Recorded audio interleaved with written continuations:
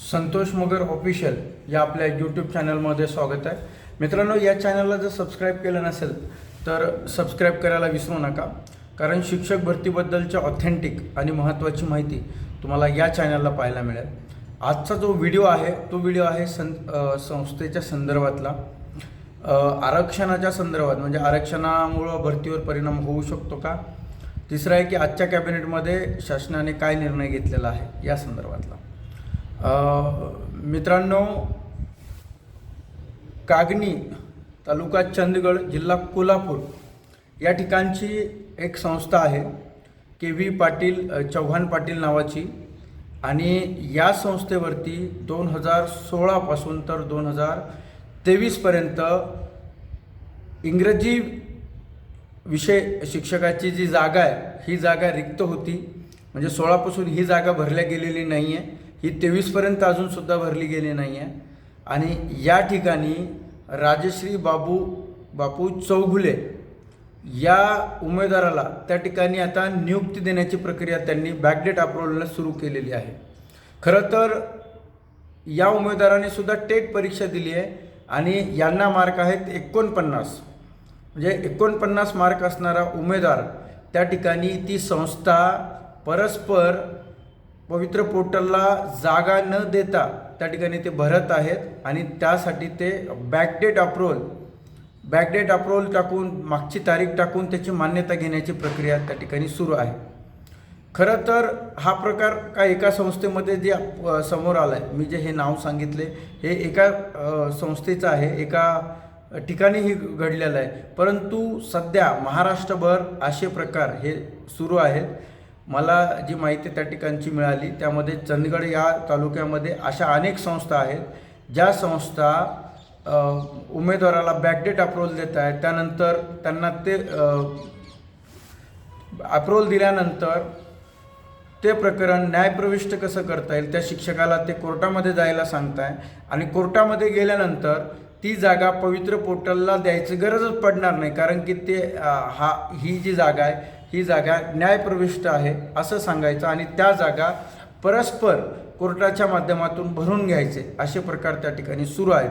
खरं तर कोर्टाने बॅकडेट अप्रूव्हल जे असतील आत्तापर्यंत जर यांनी म्हणजे 16ची नियुक्ती असेल, 17ची नियुक्ती असेल, यांना जर अप्रूव्हल दिल्या गेले नसतील तर एवढ्या 5-5, 10-10 वर्ष हे लोक काय करत होते हा प्रश्नसुद्धा कोर्टाने त्या ठिकाणी विचारायला पाहिजे. परंतु असे प्रकार त्या ठिकाणी होत नाही, कारण अर्धवट माहिती ही कोर्टाला दिली जाते. त्या ठिकाणी अधिकारीसुद्धा संगनमत करून असे प्रकार ते करतात. शिक्षण अधिकारीसुद्धा त्याच्यामध्ये इन्व्हॉल्व असतात आणि त्यामुळे असे प्रकार हे राजरोसपणे महाराष्ट्रामध्ये सुरू आहे. खरं तर बघायचं झालं तर महाराष्ट्रामध्ये जिल्हा परिषदपेक्षा कित्येक पट जागा ह्या संस्थेच्या खाली आहेत आणि अनेक मोठ्या मोठ्या संस्था ह्या पवित्र पोर्टलला त्या ठिकाणी येऊ शकतात आणि हजारोच्या संख्येने ह्या जागा भरल्या जाऊ शकतात. परंतु असे प्रकार बॅकडेट अप्रूव्हलचे हे महाराष्ट्रामध्ये मोठ्या प्रमाणात सुरू आहेत आणि याला खतपाणी घालण्याचं काम हे त्या ठिकाणचे शिक्षक आमदार हे लोक राजरोसपणे करतात आणि करत आहेत. मागेसुद्धा शालार्थ आय डी मिळवण्यासाठी काही आमदार महोदयाने आंदोलन केलं की यांना शालार्थ आय डी द्यायला पाहिजे. म्हणजे चुकीचं काम यांनी करायचं, बॅकडेट अप्रूव्हल यांनी काढायचे आणि त्यांना शालार्थ आय डी मिळवून देण्याचं काम हे शिक्षक आमदार त्या ठिकाणी करत आहेत. खरं तर शिक्षक आमदार म्हणून शिक्षणाच्या संदर्भातलं महत्त्वाचे कामं असतील, भ्रष्टाचार थांबवणं असेल, शिक्षण व्यवस्था म्हणजे समोर कसं पुढे आणता येईल यासाठी काम करायचं सोडून हे शिक्षक आमदार संस्थेवरती बॅकडेट अप्रूव्हलला कशी मान्यता मिळवून द्यायची, कसं अधिकाऱ्यांवरती दबाव टाकायचा आणि त्यांच्यासोबत संगनमत करून हे प्रकार सुरू करायचे. तर असे काम हे शिक्षक आमदार त्या ठिकाणी करत आहेत. मित्रांनो, हा प्रकार तर एका ठिकाणचं मी तुम्हाला सांगितलं आहे, परंतु महाराष्ट्रामध्ये असे प्रकार मोठ्या प्रमाणात सुरू आहेत. त्यामुळं पवित्र पोर्टलला खरं तर या जागा यायला अपेक्षित असताना असे जर प्रकार महाराष्ट्रभर होत असतील तर निश्चितपणे संस्थेच्या जागा ह्या खूप कमी प्रमाणामध्ये येतील. याच्यामध्ये सुद्धा आता रयतसारखी संस्था जर मुलाखतीला गेलं तर तो सुद्धा खूप मोठा लॉस आपला होणार आहे. कारण रयतच्या ज्या जागा आहेत ह्या रयतच्या जागा मोठ्या प्रमाणावर सर्वात जास्त जागा रयतच्या असतात, स्वामीच्या असतात. या संस्था जर रयत मुलाखतीला गेल्या तर निश्चितपणे त्या ठिकाणी आर्थिक व्यवहार सुरू राहण्याचे किंवा सुरू होण्याचा प्रकार त्या ठिकाणी होऊ शकतो. त्यामुळे हे प्रकारसुद्धा आपल्याला थांबवावे लागतील, यावर सुद्धा आपल्याला काम करावं लागेल. आणि असे प्रकार जर कुठं संस्थेच्या माध्यमातून होत असतील तर निश्चित आमच्याकडे ते फॉरवर्ड करा, त्याचे डिटेल्स आम्हाला द्या. आम्ही निश्चित त्याच्या विरोधात आवाज उठू आणि हे सगळे प्रकार शिक्षण आयुक्त आणि मंत्रालयाच्या त्या ठिकाणी कानावरती घालण्याचं काम आम्ही करू. हा तर एका ठिकाणचा प्रकार तुम्हाला सांगितला. मित्रांनो, दुसरी गोष्ट आहे की आरक्षणाच्या संदर्भातली. खरं तर महाराष्ट्रामध्ये आरक्षणाचं आपण बघितलं तर खूप मोठा लढा त्या ठिकाणी सुरू आहे. अनेक प्रवर्ग वेगवेगळ्या पद्धतीनं आरक्षणासाठी लढा देत आहेत आणि त्यामुळं आता शिक्षक भरती प्रक्रिया सुरू होईल का या आरक्षणामुळं थांबेल, हे सर्व अभियोग्यताधारकाला आता पडलेला प्रश्न आहे.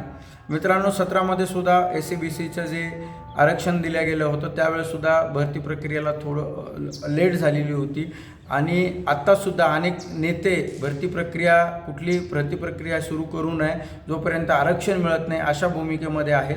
त्यामुळं अशा पद्धतीनं जर दबाव हे नेते जर टाकत असतील तर निश्चितपणे भरती प्रक्रियेला या ठिकाणी स्टॉप लागू शकतो, कुठंतरी भरती प्रक्रिया थांबवू शकते.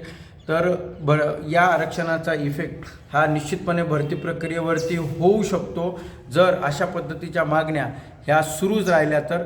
यासाठी आपल्याला आता भरती प्रक्रिया लवकरात लवकर सुरू व्हावी आणि त्यासाठी दिवाळीनंतर सर्वात मोठा लढा परत एकदा आपल्याला लढा उभा करावा लागेल. प्रशासनावरती दबाव टाकावा लागेल आणि या जागा तात्काळ भरण्यात याव्यात आणि तात्काळ याला कॅबिनेटमध्ये मंजुरी मिळावी यासाठी आपल्याला लढा हा मोठ्या प्रमाणावरती उभा करावा लागणार आहे. त्यामुळं एक गोष्ट लक्षात घ्या की आरक्षणाचा मुद्दा जर पेटला तर भरती प्रक्रिया त्या ठिकाणी थांबवू शकते. पण भरती प्रक्रिया जर आपल्याला थांबवू द्यायची नसेल तर आपल्याला एकत्रित येऊन या विरोधातला लढा दिवाळीनंतर सुरू करावा लागेल. त्यामुळे संघटनेच्या माध्यमातून पुन्हा एकदा आपण लढा उभा करू आणि हा शेवटचा आणि अंतिम लढा आपल्या हिताचा असेल, आपल्या भविष्याचा असेल. त्यामुळं यासाठी आपल्याला एकत्र यावं लागेल आणि हा लढा आपल्याला लढावा लागेल.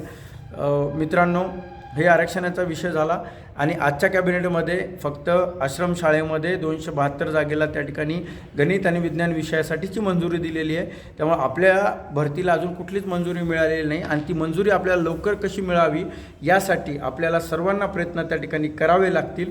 कारण जर भरती प्रक्रिया लवकर सुरू करायचं असेल तर कॅबिनेटची मंजुरी मिळून त्या जागा अपलोड होणंसुद्धा महत्त्वाचं आहे. काही जिल्ह्याचे रोस्टर अजून अद्ययावत होणं बाकी आहे, अपडेट होणं बाकी आहे आणि अनेक संस्थेचं मावकडे त्यांनी तारखा घेतलेल्या आहेत आणि त्यांचं रोस्टरसुद्धा व्हेरीफाईड होऊन त्या ठिकाणी पूर्ण होण्याचं प्रक्रिया ही अनेक जिल्ह्यामधली झालेली आहे, काही जिल्ह्यामध्ये राहिली आहे आणि यामुळं भरती प्रक्रियेला थोडासा डिले होतो आहे. त्यामुळं आपल्यालासुद्धा यावरती वॉच ठेवून कुठल्या जिल्हा परिषद अजून बाकी आहेत, मला वाटतं लातूर आणि सोलापूरचं मागे इश्यू होता, आपल्याला ते तात्काळमध्ये बघावं लागेल आणि यावरती काम करून ज्या संस्थेचे रोस्टर अजून व्हेरीफाईड झाले नसतील त्यावरसुद्धा लवकरात लवकर त्यांनी करावी यासाठी सुद्धा आपल्याला प्रयत्न करावे लागतील. शासन स्तरावरती हा लढा आपल्याला उभा करणं आता सर्वात महत्त्वाचं आहे. त्यामुळे मी सर्व अभियोग्यताधारकांना विनंती करतो की एकत्रित येऊन आपल्याला या विरोधामध्ये लवकरात लवकर लढा उभा करणं महत्त्वाचं आहे. ती तारीख आपल्याला लवकरच जाहीर करावी लागेल. मी सर्व अभियोग्यताधारकांना आवाहन करतो की तुम्ही सर्वांनी या लढ्यासाठी सर्वांनी सज्ज व्हा एवढंच या ठिकाणी सांगतो आणि शिक्षक भरतीचे महत्त्वाचे आणि ऑथेंटिक माहितीसाठी या चॅनलला सबस्क्राईब करायला विसरू नका एवढंच या ठिकाणी सांगतो. धन्यवाद.